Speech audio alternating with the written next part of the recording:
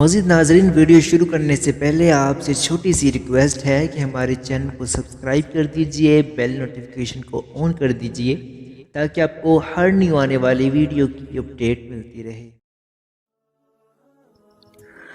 اعوذ باللہ من الشیطان الرجیم، بسم اللہ الرحمن الرحیم۔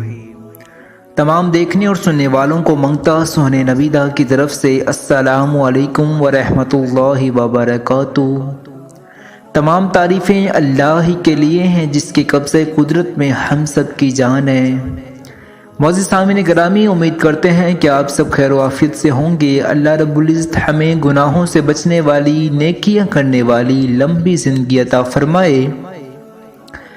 معزز سامعین گرامی، بادشاہ ہارون رشید کا ایک بیٹا تھا جس کی عمر تقریباً 16 سال کی تھی۔ وہ بہت کثرت سے زاہدوں اور بزرگوں کی مجلس میں رہا کرتا تھا اور اکثر قبرستان چلا جاتا، وہاں جا کر کہتا کہ تم لوگوں ہم سے پہلے دنیا میں تھے، دنیا کے مالک تھے، لیکن اس دنیا نے تمہیں نجات نہ دی، حتیٰ کہ تم قبروں میں پہنچ گئے۔ کاش مجھے کسی طرح خبر ہوتی کہ تم پر کیا گزری ہے اور تم سے کیا کیا سوال و جواب ہوئے ہیں۔ اور اکثر یہ شعر پڑھا کرتا، مجھے جنازے ہر دن ڈراتے ہیں اور مرنے والوں پر رونے والیوں کی آوازیں مجھے غمگین رکھتی ہیں۔ ایک دن وہ اپنے باپ بادشاہ کی مجلس میں آیا۔ اس کے پاس وزراء، امراء سب جمع تھے اور لڑکے کے بدن پر ایک کپڑا معمولی اور سر پر ایک لنگی بندھی ہوئی تھی۔ اراکین سلطنت آپس میں کہنے لگے کہ اس پاگل لڑکے کی حرکتوں نے امیر المومنین کو بھی دوسرے بادشاہوں کی نگاہوں میں ذلیل کر دیا ہے۔ اگر امیر المومنین اس کو تنبیہ کریں تو شاید یہ اپنی اس حالت سے باز آ جائے۔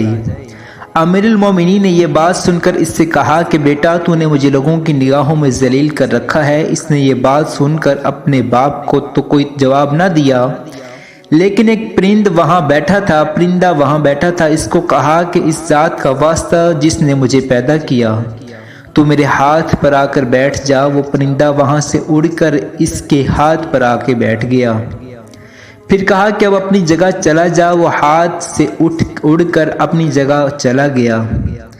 اس کے بعد اس نے عرض کیا کہ ابا جان، اصل میں آپ دنیا سے جو محبت کر رہے ہیں اس نے مجھے رسوا کر رکھا ہے۔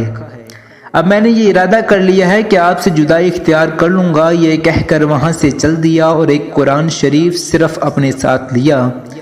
چلتے ہوئے ماں نے ایک بہت قیمتی انگوٹھی بھی اس کو دے دی کہ احتیاط کے طور پر وقت پڑنے پر فروخت کر کے اس سے کام میں لائے۔ وہاں سے چل کر بصرہ پہنچ گیا اور مزدوروں میں کام کرنے لگا۔ ہفتے میں صرف ایک دن مزدوری کرتا اور 8 دن تک وہ مزدوری کے پیسے خرچ کرتا اور 8ویں دن پھر مزدوری کر لیتا اور 1 درم اور 1 دانک یعنی درم کا چھٹا حصہ مزدوری لیتا، اس سے کم یا زیادہ نہ لیتا۔ 1 دانک روزانہ خرچ کرتا۔ ابو عامر بصری رحمۃ اللہ علیہ کہتے ہیں کہ میری ایک دیوار گر گئی تھی، اس کو بنوانے کے لیے میں کسی مزدور کی تلاش میں نکلا۔ کسی نے بتایا ہوگا کہ یہ شخص بھی تعمیر کا کام کرتا ہے۔ میں نے دیکھا کہ نہایت خوبصورت لڑکا بیٹھا ہے، ایک زنبیل پاس رکھی ہے اور قرآن شریف دیکھ کر پڑھ رہا ہے۔ میں نے اس سے پوچھا کہ لڑکے مزدوری کرو گے؟ کہنے لگا کیوں نہیں کریں گے، مزدوری کے لیے تو پیدا ہوئے ہیں۔ آپ بتائیں کہ کیا خدمت مجھ سے لینی ہے؟ میں نے کہا گارے مٹی کا کام لینا ہے۔ اس نے کہا 1 درم اور 1 دانک مزدوری ہوگی اور نماز کے اوقات میں کام نہیں کروں گا، مجھے نماز کے لیے جانا ہوگا۔ میں نے اس کی دونوں شرطیں منظور کر لی اور اس کو لا کر کام پہ لگا دیا۔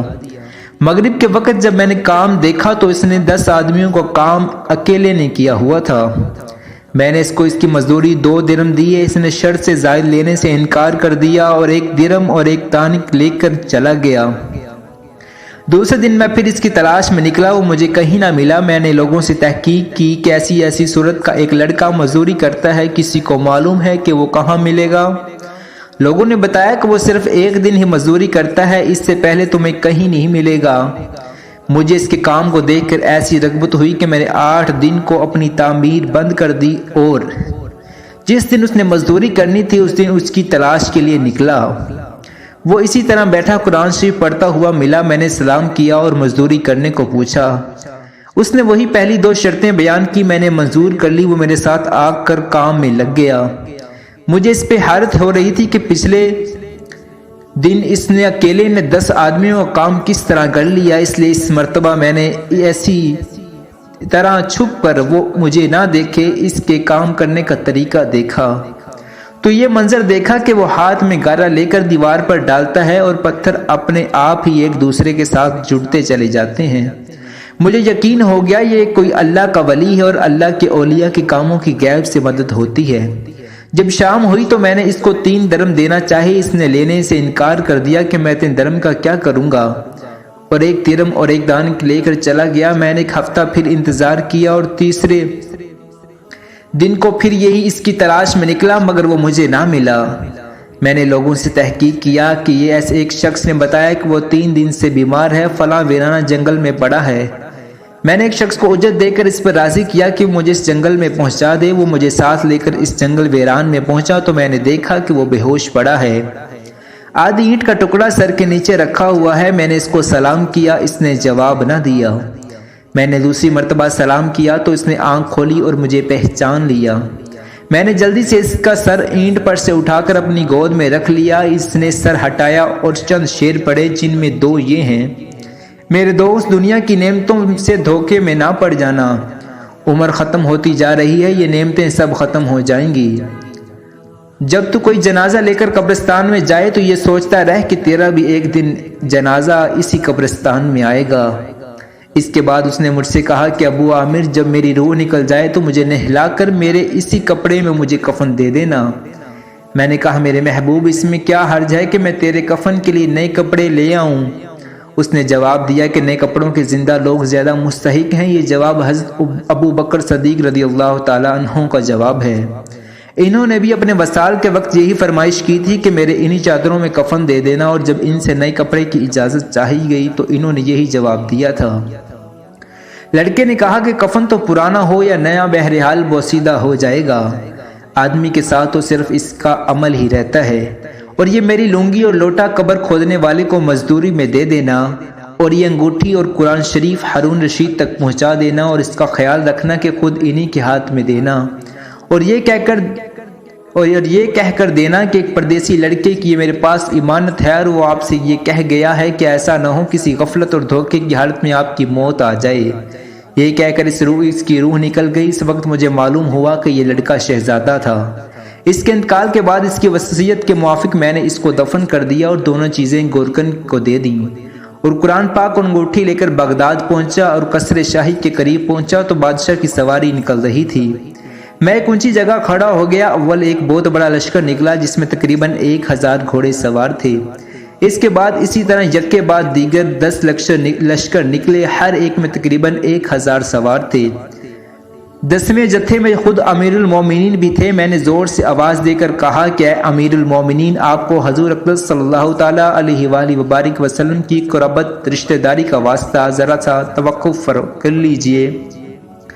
میری آواز پر انہوں نے مجھے دیکھا تو میں نے جلدی سے آگے بڑھ کر کہا کہ میرے پاس ایک پردیسی لڑکے کی امانت ہے جس نے مجھے یہ وصیت کی تھی کہ اس کو بادشاہ کو دے دینا۔ بادشاہ ان چیزوں کو دیکھ کر پہچان لیا، تھوڑی دیر سر جھکایا، ان کی آنکھوں سے آنسو جاری ہو گئے، اور ایک دربان سے کہا کہ اس آدمی کو اپنے ساتھ رکھو، جب میں واپسی پر بلاؤں تو میرے پاس پہنچا دینا۔ جب وہ باہر سے واپسی پر پہنچے تو محل کے پردے گروا کر دربان سے فرمایا اس شخص کو بلا کر لاؤ، اگرچہ وہ میرا غم تازہ ہی کرے گا۔ دربان میرے پاس آیا اور کہنے لگا امیر المومنین نے بلایا ہے، اور اس کا خیال رکھنا کہ امیر پر صدمہ کا بہت اثر ہے، اگر تم 10 باتیں کرنا چاہتے ہو تو 5 ہی پر اتفاق کرنا۔ یہ کہہ کر وہ مجھے امیر کے پاس لے گیا۔ اس وقت امیر بالکل تنہا بیٹھے تھے۔ مجھ سے فرمایا کہ میرے قریب آ جاؤ۔ میں قریب جا کر بیٹھ گیا۔ کہنے لگا کہ تم میرے اس بیٹے کو جانتے ہو؟ میں نے کہا جی ہاں میں ان کو جانتا ہوں۔ کہنے لگا وہ کیا کام کرتا تھا؟ میں نے کہا گارے مٹی کی مزدوری کرتے تھے۔ کہنے لگے تم نے بھی مزدوری پر کوئی اس سے کام کروایا ہے؟ میں نے کہا جی ہاں کروایا ہے۔ کہنے لگے تمہیں اس کا خیال نہ آیا کہ اس کی حضور اقدس صلی اللہ تعالیٰ علیہ وآلہ وبارک وسلم سے قرابت داری تھی، رشتہ داری تھی، کہ یہ حضرت حضور صلی اللہ تعالیٰ علیہ وآلہ وبارک وسلم کے چچا حضرت عباس رضی اللہ تعالیٰ عنہ کی اولاد ہیں؟ میں نے کہا امیر المومنین پہلے اللہ سے معذرت چاہتا ہوں، اس کے بعد آپ سے معذرت خواہ ہوں، مجھے اس وقت اس کا علم نہ تھا کہ یہ کون ہے۔ مجھے ان کے انتقال کے وقت ان کا حال معلوم ہوا۔ کہنے لگے کہ تم نے اپنے ہاتھ سے اس کو غسل دیا؟ میں نے کہا جی ہاں۔ کہنے لگا اپنا ہاتھ لاؤ۔ میرا ہاتھ لے کر اپنے سینے پر رکھ دیا اور چند شعر پڑھے جن کا ترجمہ یہ ہے: اے وہ مسافر جس پر میرا دل پگھل رہا ہے، میری آنکھیں اس پر آنسو بہا رہی ہیں۔ اے وہ شخص جس کا مکان قبر دور ہے لیکن اس کا غم میرے قریب ہے۔ بے شک موت ہر اچھے سے اچھے عیش کو مقدر کر دیتی ہے۔ وہ مسافر ایک چاند کا ٹکڑا تھا، یعنی اس کا چہرہ جو خالص چاندی کی ٹہنی پر تھا، یعنی اس کے بدن پر بس چاند کا ٹکڑا بھی قبر میں پہنچ گیا اور چاندی کی ٹہنی بھی قبر میں پہنچ گئی۔ اس کے بعد ہارون رشید نے بصرہ کی اس قبر پر جانے کا ارادہ کیا۔ ابو عامر رحمۃ اللہ علیہ ساتھ تھے۔ اس کے قبر پر پہنچ کر ہارون رشید نے چند شعر پڑھے جن کا ترجمہ یہ ہے: وہ مسافر جو اپنے سفر سے کبھی بھی نہ لوٹے گا، موت نے کم عمری کے ہی زمانے میں اس کو جلدی سے اچک لیا۔ اے میری آنکھوں کی ٹھنڈک، تو میرے لیے انس اور دل کا چین تھا، لمبی راتوں میں بھی اور مختصر راتوں میں بھی۔ تو نے موت کا وہ پیالہ پیا ہے جس کو عنقریب تیرا بوڑھا باپ بڑھاپے کی حالت میں پیے گا، بلکہ دنیا کا ہر آدمی اس کو پیے گا، چاہے وہ جنگل کا رہنے والا ہو یا شہر کا رہنے والا ہو۔ پس سب تعریفیں اسی وحدہ لا شریک کے لیے ہیں جس کے لیے لکھی ہوئی تقدیر کے یہ کرشمے ہیں۔ اور عامر رحمۃ اللہ علیہ کہتے ہیں کہ اس کے بعد جو رات آئی تو جب میں اپنے وظائف پورے کر کے لیٹا ہی تھا کہ میں نے خواب میں دیکھا، ایک نور کا قبہ دیکھا جس کے اوپر ابر کی طرح نور ہی نور پھیل رہا ہے۔ اس نور کے ابر میں سے ایک لڑکے نے مجھے آواز دے کر کہا: ابو عامر، تمہیں حق تعالی شانہ جزا خیر عطا فرمائے، تم نے میری تجہیز و تکفین کی اور میری وصیت پوری کی۔ میں نے اس سے پوچھا کہ میرے پیارے تیرا کیا حال گزرا؟ کہنے لگا میں ایسے مولا کی طرف پہنچا ہوں جو بہت کریم اور مجھ سے بہت راضی ہے۔ مجھے اس مالک نے وہ چیزیں عطا کی جو نہ کبھی کسی آنکھ نے دیکھی، نہ کان نے سنی، نہ کسی آدمی کے دل پر ان کا خیال گزرا۔ یہ ایک مشہور حدیث پاک کا مضمون ہے۔ حضور اقدس صلی اللہ تعالیٰ علیہ وآلہ وبارک وسلم فرماتے ہیں کہ اللہ پاک کا ارشاد ہے: میں نے اپنے نیک بندوں کے لیے ایسی چیزیں تیار کر رکھی ہیں جو نہ کسی آنکھ نے دیکھی ہیں، نہ کان نے سنی ہیں، نہ کسی دل پر ان کا حال گزرا ہے۔ حضرت عبداللہ بن مسعود رحمۃ اللہ علیہ فرماتے ہیں رضی اللہ تعالیٰ عنہ فرماتے ہیں کہ تورات میں لکھا ہے کہ حق تعالی شانہ نے ان لوگوں کے لیے جن کوئی پہلو رات کو خوابگاہوں سے دور رہتے ہیں، یعنی تہجد گزاروں کے لیے وہ چیزیں تیار کر رکھی ہیں جن کو نہ کسی آنکھ نے دیکھا، نہ کان نے سنا، کسی آدمی کے دل پر ان کا خیال بھی نہ گزرا۔ ان کو مقرب فرشتے جانتے ہیں۔ اور یہ مضمون قرآن پاک میں بھی ہے: کسی شخص کو خبر نہیں جو آنکھوں کی ٹھنڈک کا سامان ایسے لوگوں کے لیے خزانہ غیب میں موجود ہے۔ اس کے بعد اس لڑکے نے کہا کہ حق تعالی شانہ نے قسم کھا کر فرمایا ہے کہ جو بھی دنیا سے اس طرح نکل آئے جیسے میں نکل آیا، اس کے لیے یہی اعزاز ہے اور اکرام ہے جو میرے لیے ہیں۔ معزز سامعین گرامی، یہ زندگی بڑی تھوڑی ہے، ایک نہ ایک دن گزر ہی جانی ہے۔ دنیا کا مال، دنیا کی عیش و عشرت دنیا میں رہ جانی ہے۔ انسان کے ساتھ جانے ہیں تو صرف اس کے اعمال ہی جانے ہیں۔ معزز سامعین گرامی، آج کی اس ویڈیو کے لیے اتنا ہی۔ اپنے منگتا سونے نبی دا کو دیجیے اجازت۔ ملتے ہیں نیکسٹ ویڈیو میں، جب تک کے لیے اللہ حافظ۔